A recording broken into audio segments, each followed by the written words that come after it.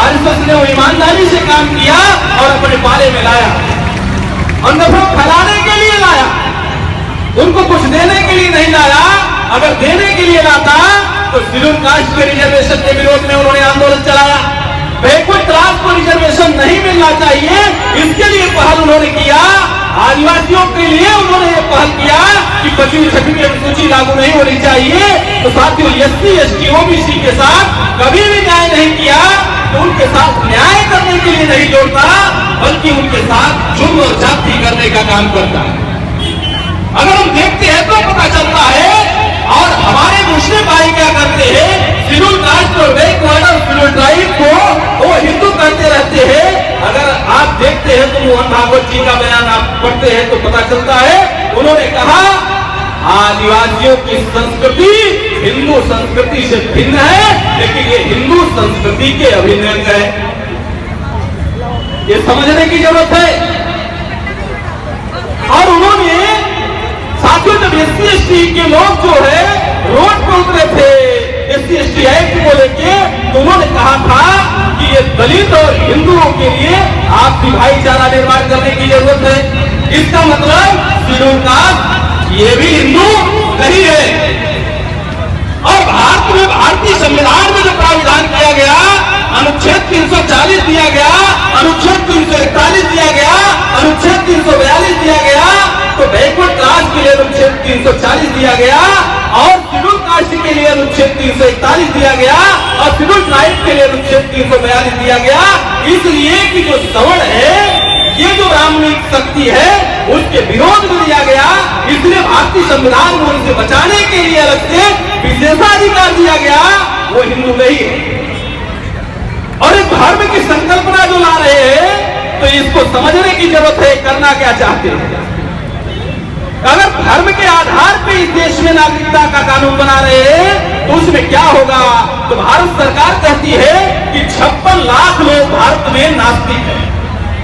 अगर 56 लाख की काउंटिंग वो कहते हैं कि नास्तिक है, तो 56 लाख नहीं है, बल्कि उनकी संख्या करोड़ों में है। और करोड़ों लोग नास्तिक है, तो नास्तिक को आप कहां रख रहे हो। तो साथियों, शेड्यूल ट्राइब को, आदिवासी को हाई कोर्ट और सुप्रीम कोर्ट ने कहा है आदिवासी हिंदू नहीं है, उनकी संस्कृति और सभ्यता, उनका कल्चर अलग है। फिर उनको कहां रखते हो। और इस देश में 8 से 10 करोड़ लोग ऐसे हैं जिसका भारत में कभी जनसंख्या की गणना ही नहीं हुई, जो आज रहते हैं आज मंतु जाति, कल वहां रहते हैं, उनको कहां रखेंगे। ये दिखाने के लिए मुस्लिम को दिखा रहे हैं, दरअसल ये मुस्लिम को निशाना बना रहे हैं। इस देश में राजनीतिक रोटी सेकने के लिए असली निशाना उनका शेड्यूल कास्ट, शेड्यूल ट्राइब और बैकवर्ड क्लास, ये उनके विरोध में कानून बना रहे हैं। और ये हमारे लोगों को समझ में नहीं आ रहा है। तो मैं इस मंच के माध्यम से बताना चाहता हूँ, ये कानून कैसे शेड्यूल कास्ट, शेड्यूल ट्राइब और बैकवर्ड क्लास के विरोध में है, जानने की जरूरत है। इसलिए जानने की जरूरत है। अगर मान लिया जाए हिंदू नाम का कवर पहनाया जाए, जो हिंदू के आधार पर अगर नागरिकता दी जाए, तो हिंदू के आधार पर नागरिकता दी जाए, तो हिंदू का सर्टिफिकेट कौन देगा।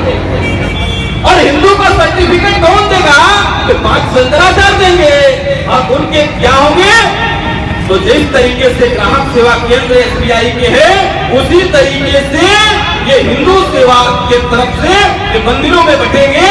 और जिस मंदिर में शेड्यूल कास्ट और बैकवर्ड को जाने की अनुमति नहीं है, अभी माननीय अखिलेश यादव जी का एक उदाहरण है ताजा। माननीय अखिलेश यादव जी उत्तर प्रदेश के मुख्यमंत्री थे, उनके उतरते ही आदित्यनाथ योगी, ये बिष्ट जी गए, अजय कुमार बिष्ट जी, वो मुख्यमंत्री बनते ही उन्होंने क्या किया, उन्होंने सबसे पहला काम किया, हवन यज्ञ किया कि एक बैकवर्ड क्लास का आदमी वहां सांस लिया है तो जिससे दुर्गंध फैल गई होगी, इसलिए उन्होंने हवन यज्ञ करवाया। और उसके बाद गंगा जल ले आके पूरे मकान को शुद्ध किया। इससे यह सिद्ध होता है उनकी नजर में बैकवर्ड क्लास में यादव जाति की क्या औकात है। उन्होंने कहा हिंदू में उनकी औकात अछूत से ज्यादा कुछ नहीं। तो समझ में आ रहा होगा, तो हिंदू बनाते हैं सिर्फ वोट के समय हिंदू बनाते हैं। अभी मोहन भागवत जी का एक स्टेटमेंट आया, बगैर मुसलमानों के हिंदुत्व कायम नहीं किया जा सकता। ये अधूरा उन्होंने स्टेटमेंट दिया। इसके बाद क्या होगा, अब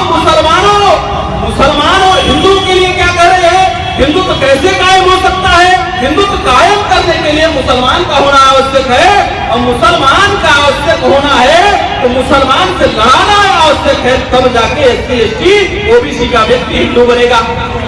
और इसके पहले उन्होंने कहा था हिंदू की जागृति फसाद से होती है, इसलिए ये जागृति इस देश में हिंदू मुस्लिम राइट करा के ये राज्य स्थापित करना चाहते हैं। ये हमें जानने की जरूरत है और समझने की जरूरत है, ये सभी के हक अधिकार की लड़ाई है। NRC अगर लगती है, NPR लागू होता है तो 50% लोग जो है डाउटफुल सिटीजनशिप पे चले जाएंगे और 50% लोगों के राइट टू एजुकेशन खत्म हो जाएगा, राइट टू इम्प्लीमेंट खत्म हो जाएगा। तो साथियों बहुत सारे जितने भी मौलिक अधिकार है सब खत्म हो जाएंगे, राइट टू वोट का अधिकार खत्म हो जाएगा। और इस देश में आप रह सकते हो, 2 दर्जे के नागरिक बन के रहोगे और आजीवन ये आपके ऊपर हुकूमत कायम करके रखे। इसलिए समझने की जरूरत है, हम लोग सोच के हम अपने संगठन का समर्थन करके बहुजन क्रांति मोर्चा के राष्ट्रीय जो संयोजक है आदरणीय वामन मेश्राम साहब, उनके साथ हम लोग मिलकर काम कर रहे हैं, अलग अलग संगठन के लोग मिलकर काम कर रहे हैं। ये लड़ाई अकेले के अगर लड़ते हैं तो सभी की पिटाई हो रही है, मुस्लिम की पिटाई हुई, सिखों की पिटाई हुई, बुद्धिस्टों की पिटाई हुई, जैनियों की पिटाई हुई, आदिवासियों की पिटाई हुई और SC की पिटाई हुई, बैकवर्ड क्लास में जाटों का आंदोलन चला उसकी भी पिटाई हुई। तो अलग अलग लड़ेंगे तो सभी की पिटाई होगी। सारे मजलूम अगर इकट्ठा होकर अगर लड़ाई लड़ते हैं तो जालियों को मुंहतोड़ जवाब दे सकते हैं। आप लोग इस लड़ाई में साथ सहयोग करोगे, इसी आशा विश्वास के साथ मैं अपनी वाणी को विराम करता हूँ। जय मूल्यवासी, जय भीम, जय भारत।